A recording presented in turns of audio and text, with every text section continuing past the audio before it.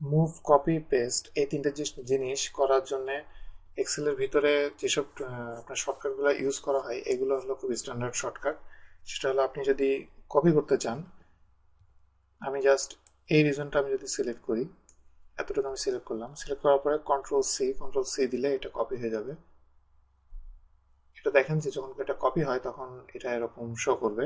অথবা আপনি কপি, এখানে যে অপশন আছে এখান থেকে আপনি এটা কপি দিতে পারেন। কপি দেওয়ার পরে দেখেন যে ভিতরে প্লাস সাইন দেখাচ্ছে, বাট আমি যদি সাইটে যাই তাহলে সাইটে এখানে যে সাইনটা দেখাচ্ছে এটা অনেক সফটওয়্যার এটা শো করে, এটা হলো মুভ যে আমি করতে চাই সেটা। আমি কপি করার পর আমি এটা নিয়ে যদি আমি ডানে দিই তাহলে দেখেন যে ডানে এটা মুভ হয়ে গেল। আমি আবার নিচে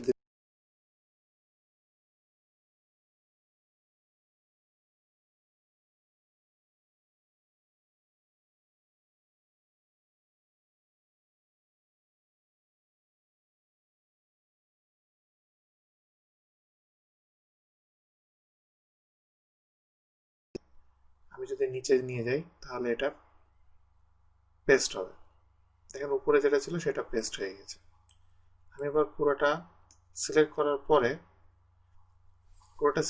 পরে আমি কপি করার দরকার নেই, আমি জাস্ট কন্ট্রোল চাপ দিয়ে ধরে আমি এটা সিলেক্ট করে আমি যদি এটা ডানে নিয়ে যাই তাহলে এটা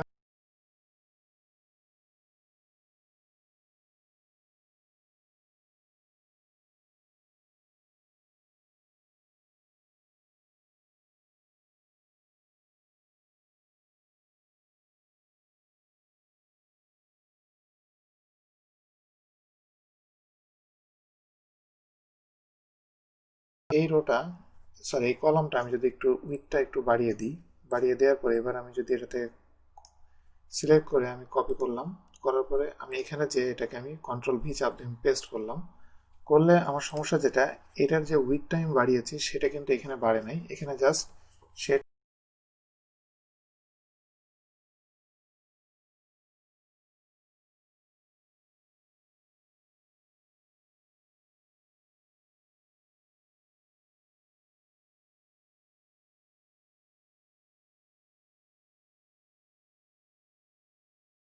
একটু আগে করেছিলাম সেই নর্মাল পেস্ট হবে।